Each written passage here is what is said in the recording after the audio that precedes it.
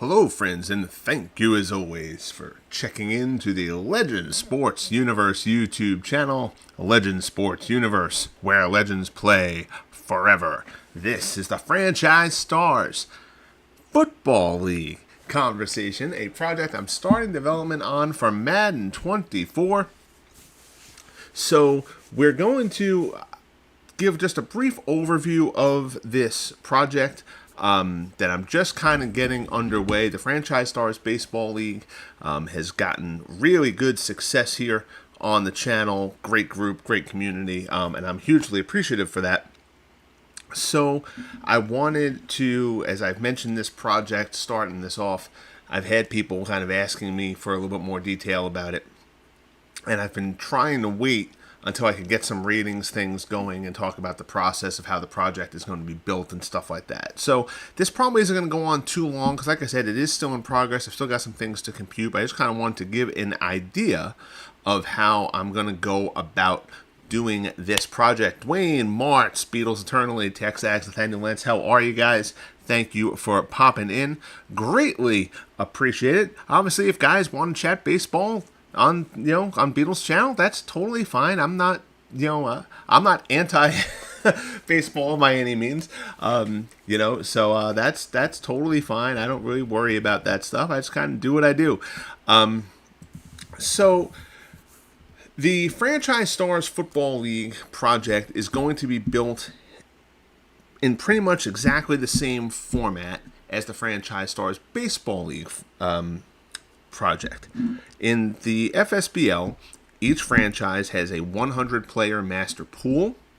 That pool yielded the first year a random selection of 40 players. For year one, the remaining 60 players come in via rookie drafts, 4 at a time each season. That format gives the league a lot of staying power. It's going to give it a lot of longevity. I wanted to achieve the same thing with football. So you'll see here really quick.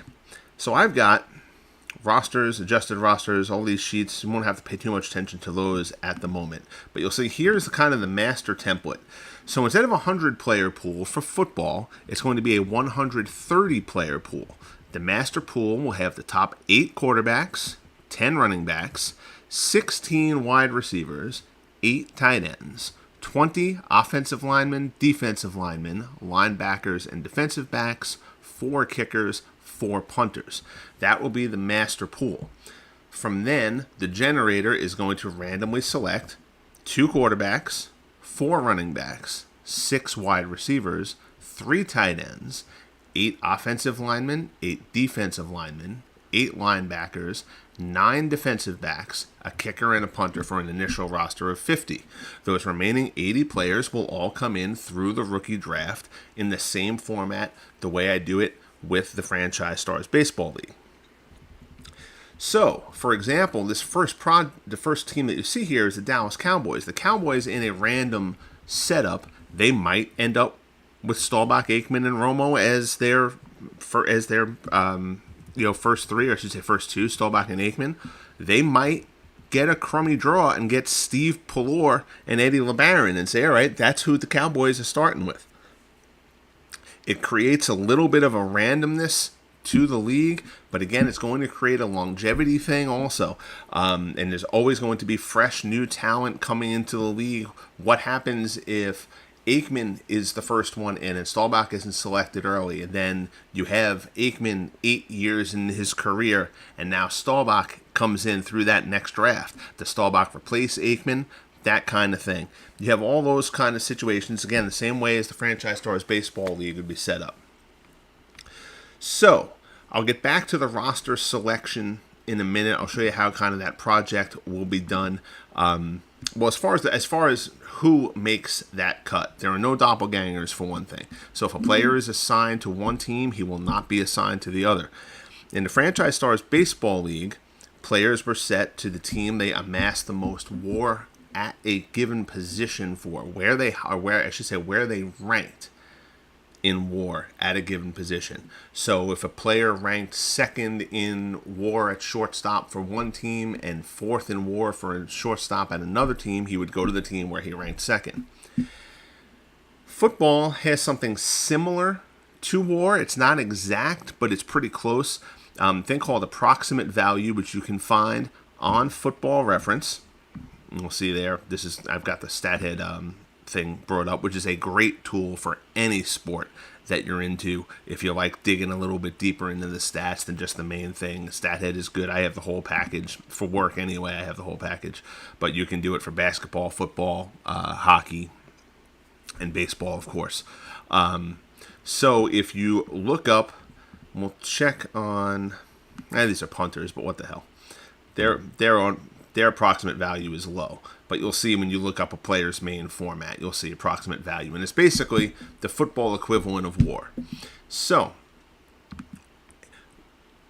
the top players, these days you see your top 8 quarterbacks in WAR for the Cowboys, going from 127 at Staubach down. There was a duplicate. I forget who it was who was number 7.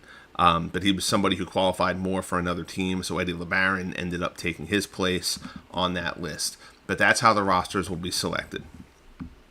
So now we're going to get into ratings. Ratings for baseball, frankly, it's a lot of work, but it comes easily to me. And that's just because, for one thing, baseball is so stat deep for everything, especially now you've even got defensive stats really in depth, really detailed. So you can kind of number crunch your way to effective roster creation in baseball.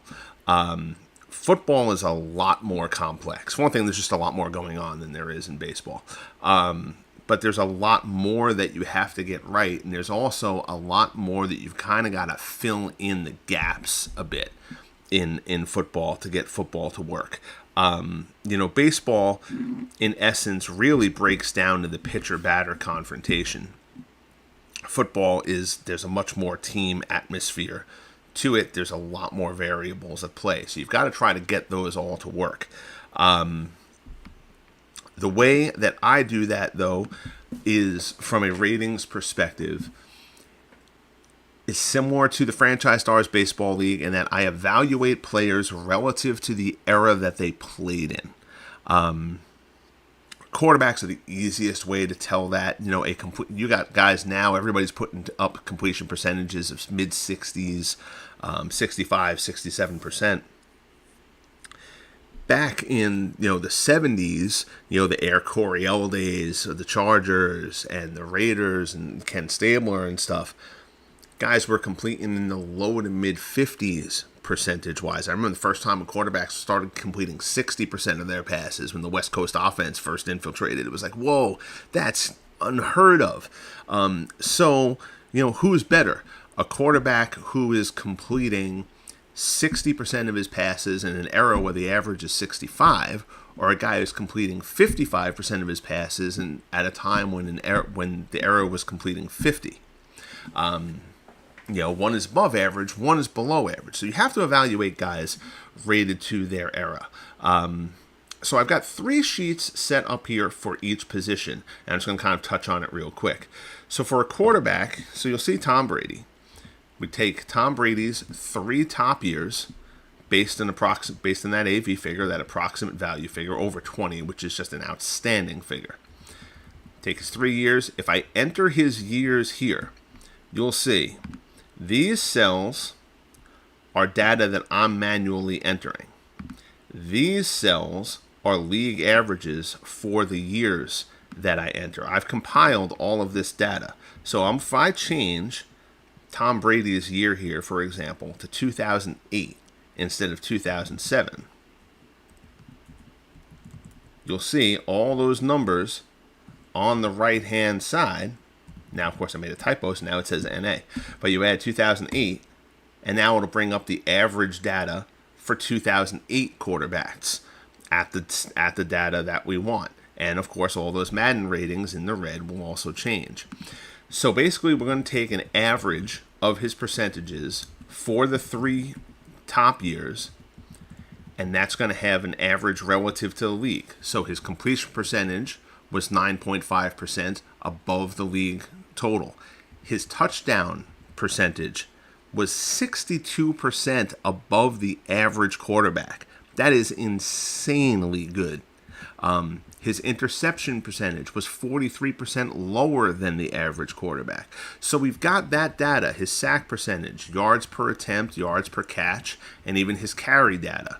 Rushes, attempts per game, he carried the ball less than the average quarterback because speed was not Tom Brady's forte, of course. Yards per attempt, even when he did run, he ran below average, significantly so, almost 30% below the average. So his speed ratings are going to be low, as they should be. So there is how the data is. And I've got that data. I'm not going to go through it for every position, but that's the gist of how I'm going to be doing this. Everything is rated relative to the era, but it's not just for skill players. So for running backs, obviously you can do the same things.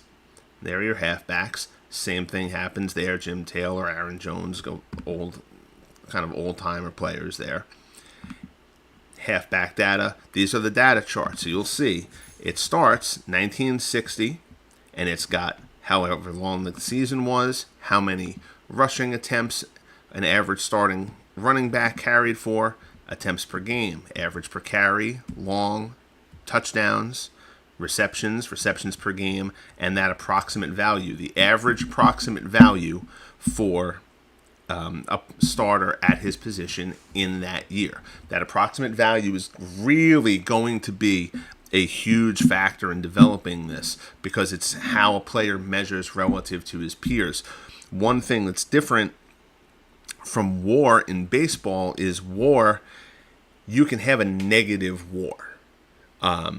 Nobody who would enter the Franchise Stars Baseball League would have a negative WAR, but a player can have a negative WAR. AV is a bit different in that you start at 0 and you can never go below 0. So like your average starting running back in 1984 had an AV of 9.77.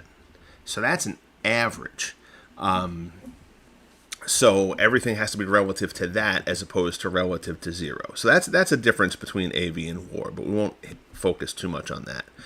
But for the guys with more stats, skill position players, quarterback, running back, tight end, wide receiver, they're a bit easier to rate than defensive players or linemen.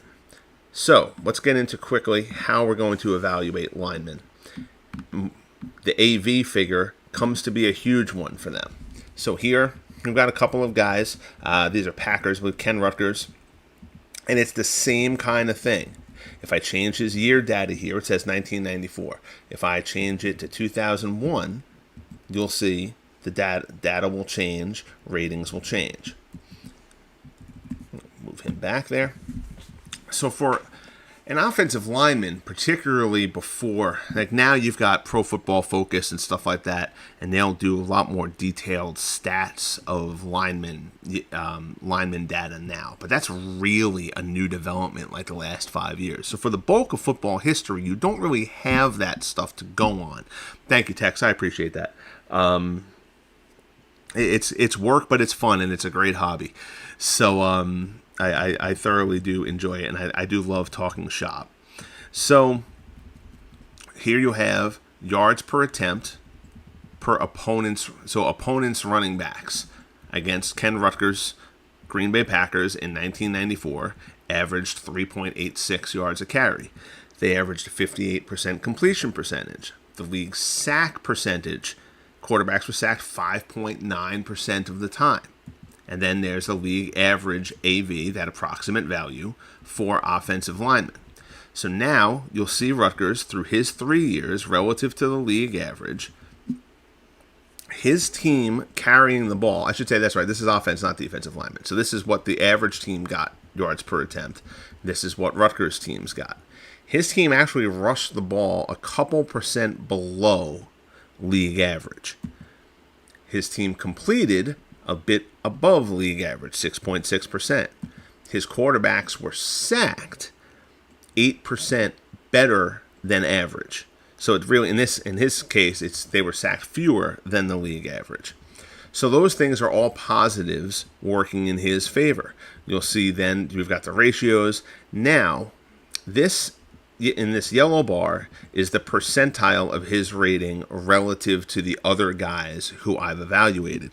So the more players who I evaluate, the deeper a data pool I'm going to have, and that's going to establish the range of ratings for guys. So, for example, here in this rushing rating, it's 44.95 would be his percentile. He's a little bit below average from the guys who I've done already. That will get computed into the ranges. These are the ranges for the base Madden roster for this year. The maximum value and the minimum value for players at this position for offensive linemen. So you'll see the ranges, say there for agility. The range goes to 76 is the maximum agility for an offensive lineman. 47 is the minimum agility for an offensive lineman. So what you would then do is take Rutgers at 44.95. He would be whatever the 45th percentile is of people within that range from 47 to 76. In Rutgers' case, that ends up yielding an agility of 61. That will be his rating. One thing that is going to happen, and it's the case in the Franchise Stars Baseball League, but it's going to be even more the case here in evaluating football. The biggest mistake that I feel like roster makers make, particularly doing console ratings, is that they bunch everybody too closely together. They don't use the full scope of the rating scale. And so what you end up with is you don't end up with the differentiation of players that you're really looking for. So what I really want to do is I want to stretch the scale out. So you'll see, you may not see too many guys at, so while, like for the ranges, so while the minimum is 47 and the maximum is 76, the game's default distribution is going to be much more loaded towards the high end of that. And part of that, I suspect, comes from just having the licensing. You know, they make a big deal, like ESPN does a broadcast and all that kind of stuff about Madden player ratings and whatnot. And so it's like a big thing. So they've got the license, and then the players in the NFL get mad at Madden for underrating them and stuff like that. Well, that's not good. They don't want to do that. So I kind of feel like, particularly in Madden, everybody kind of gets a little bit of a push. So I want to use that broader scope. I want to use the full range of that. The full breadth of that range to create a bit more differentiation between players. I want Lawrence Taylor to feel like he is dynamic and significantly more dynamic than virtually any other outside linebacker I'm going to put in the game. I want Ronnie Lott to feel like he is a lot drifted between cornerback and safety. I think of Ronnie Lott as a safety more, but like I want him to be a dominant guy at that position. So I want you to feel a difference. That was a huge focus for the Franchise Stars Baseball League for me in terms of establishing defensive ratings. For football, it's kind of across the board. I really want to go and nail that where you feel like the players have a difference to them. It's hugely important to me. So that gives you an idea of that. If you go to defense, you have a few stats that you can deal with. So like defensive linemen. So now you've got tackle data, you've got sacks, and it's relative to league tackles per game among starters at their position, league sacks per game among players at their position, and you're achieving the same thing. I have a few other things here because I think the defensive ratings, because of the lack of stats, need a little more playing with. So I kind of have these other things. These will actually end up being hidden if I ever distribute this to anybody, because they're really just places to dump data for calculation purposes. But a bonus to your overall rating, where like I can add a bonus for how your AV is relative to the league average AV. A bonus for tackle and sacks rating, your percentages there combined gives you a little boost for a couple of these ratings. Because like there's no, to measure a power move or a finesse move or shedding a block or play recognition, like there's not a stat really for those things. So you have to find a way to make the stats, including approximate value, get you to that point. So there's just different machinations that have to be done.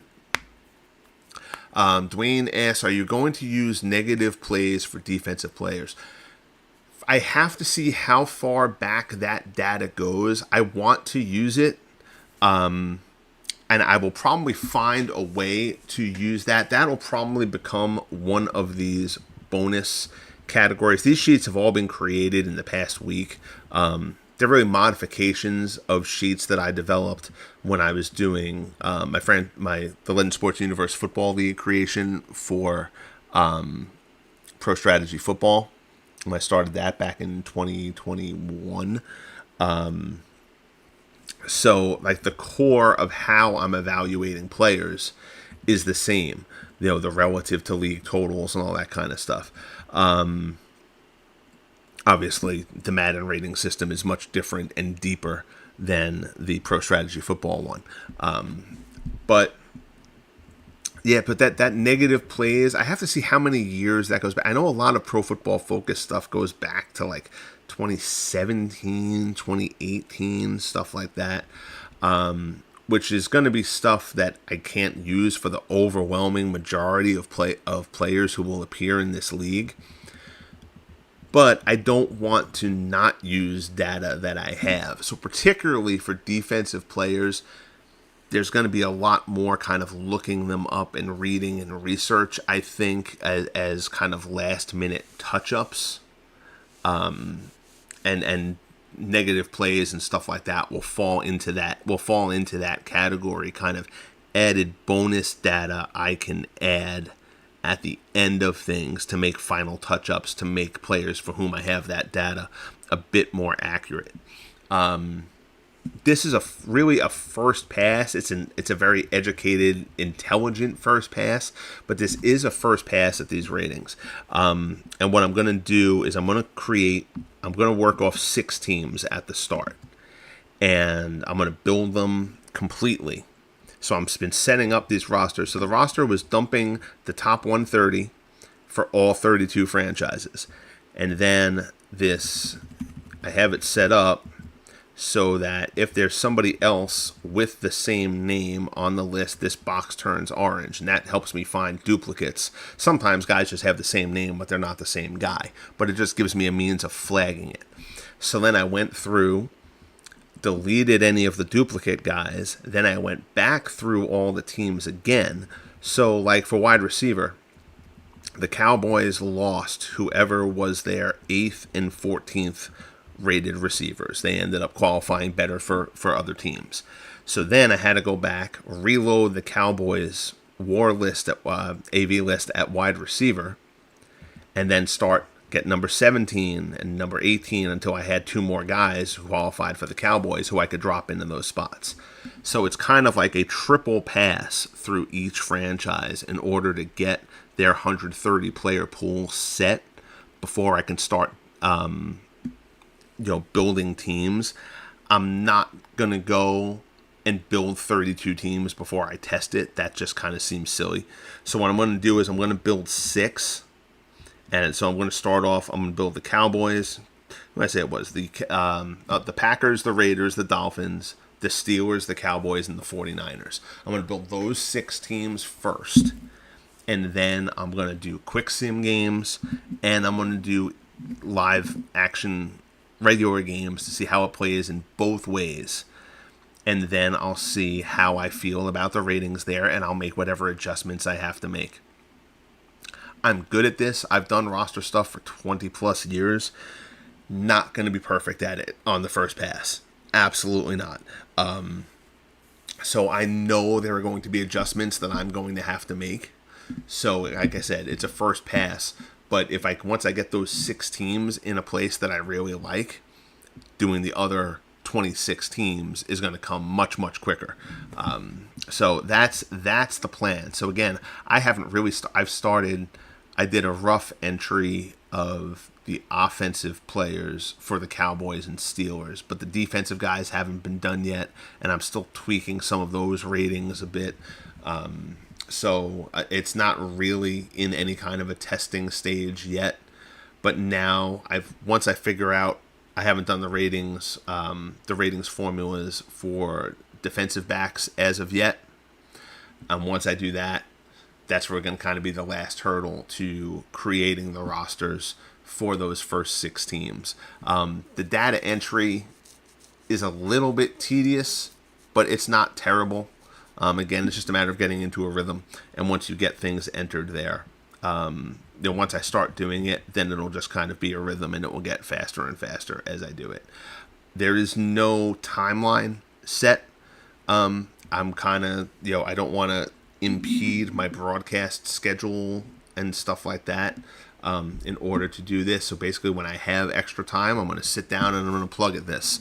But I'm not doing it with, okay, this is the target is, Halloween or whatever. Because the minute that it becomes, that it really starts to feel like work, then it stops being fun. And at the end of the day, this is fun. This is a hobby, and I love doing it.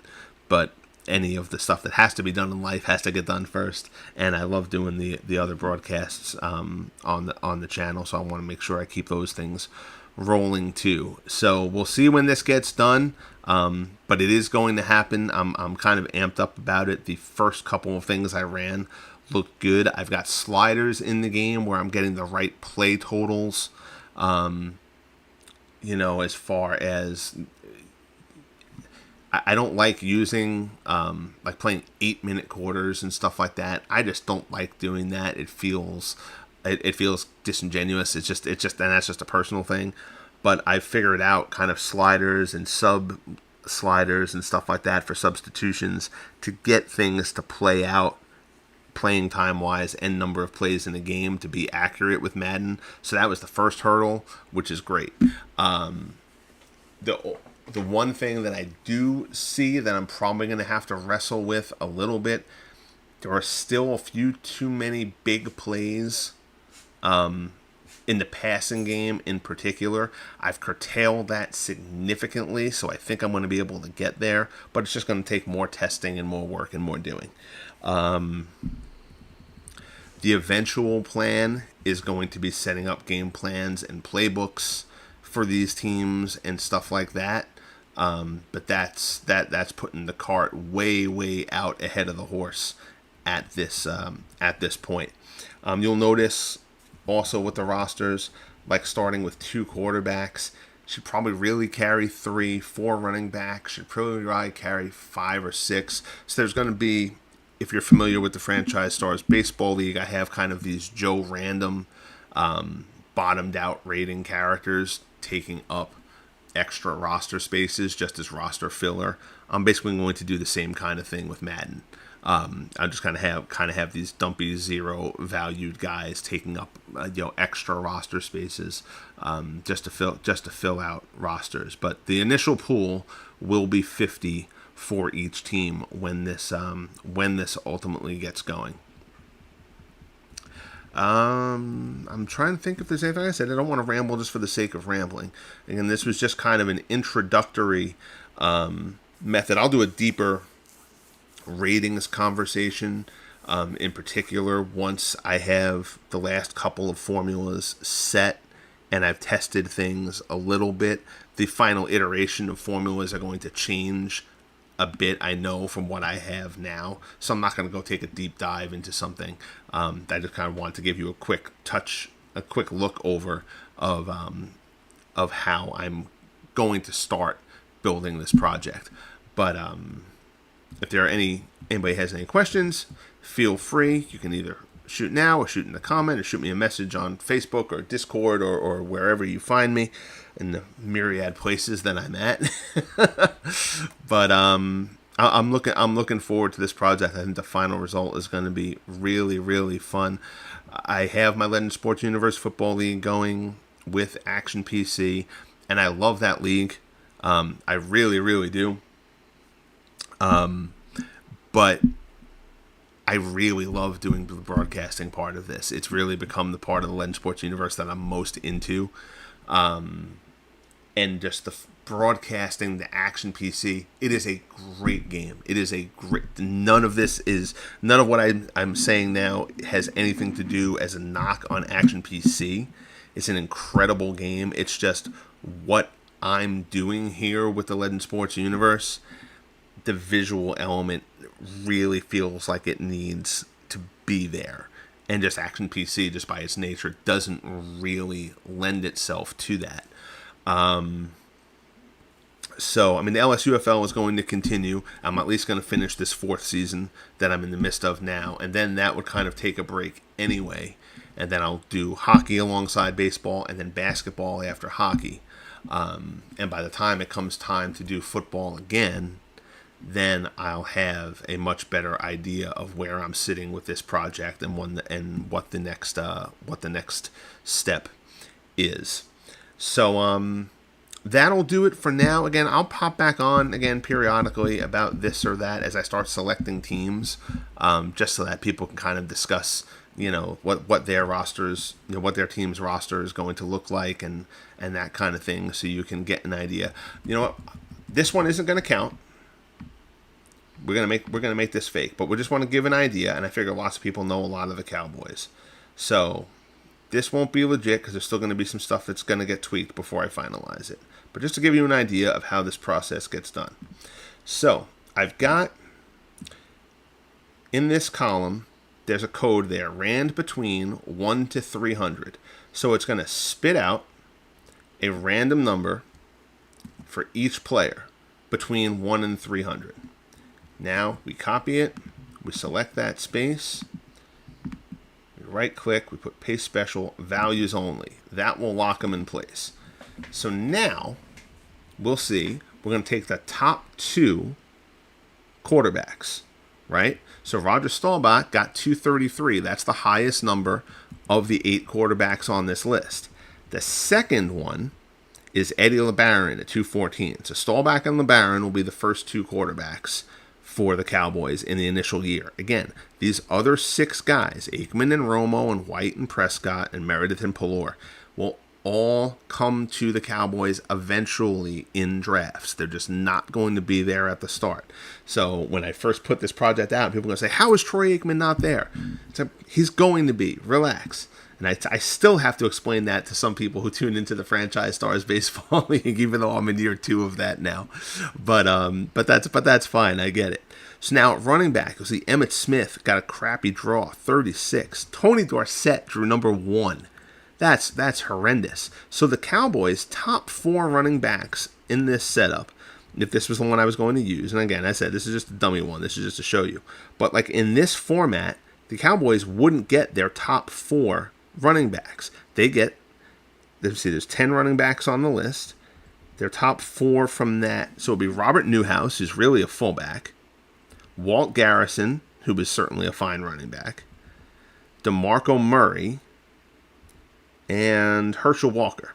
So that's still a nice crop of running backs, but they'd much rather have Emmitt Smith and Tony Dorsett and stuff like that. So that's how the running back position would be. We'll just do wide receivers, and then you'll get the point from there. So again, and I can actually set up this column next to it to spit out the ranking, so I don't have to like go sorting through this and looking at it. But like, so your guys over 200 would be first. What did I say? Is it 6 wide receivers? Yeah. So top 6 wide receivers. So Drew Pearson is over 200. Frank Clark from the early 60s is over 200. Cole Beasley is over 200. So there's your first 3. And then Michael Irvin looks like he would make it at 185. Alvin Harper at 179. And then looks like 130. Lance Rensel would be the 6th wide receiver there. So that would be the starting receiver crop for the Cowboys. And then we'll just go down that line at every position for every team all the way through. And that's how the initial rosters will get selected. That's the exact same process as it was done for the Franchise Stars Football League. So then last thing, the rookie draft. I haven't decided how deep I'll do on the rookie draft, if I'll just let it take the top 3 guys, because I don't want guys getting run out of the league too quickly. It does a full, I think it's 7 rounds draft in the game. I don't know if I want to have 7 guys come in each season. We'll see about that. I may waver on that. I may do 4 or 5, kind of like I do in the baseball league too. But like, so for quarterback, so Staubach and LeBaron would get taken. Aikman is the next highest number there at quarterback. And what that would mean is the next rookie draft for the league in Madden, the next time that the Cowboys take a quarterback, Aikman would be the next man up. So Aikman would basically, whoever they draft, the fictional quarterback that they draft, would get overwritten with Troy Aikman's stats. And that's how the draft works. Again, that's exactly how it works in the Franchise Stars Baseball League as well. So, again, I will wrap this up for now. If there's stuff that you want me to go through down the line or anything like that, certainly feel free to ask. But, again, I don't want to ramble for the sake of rambling. I'm already a bit guilty of that here, but I love talking shop. So I thank you guys for checking in. Dwayne, Nathaniel, Tex, even Beatles who came in here for a minute to say hello, greatly appreciated. And we will talk about this project and more soon. I thank you guys, as always, for supporting the Legend Sports universe and all my work and my projects. And we got a great group here, and I'm greatly appreciative for all of it. Have a great night, guys, and we will talk soon. Franchise Stars Baseball League, game of the week, tomorrow around noon. Be good, guys. We'll talk soon.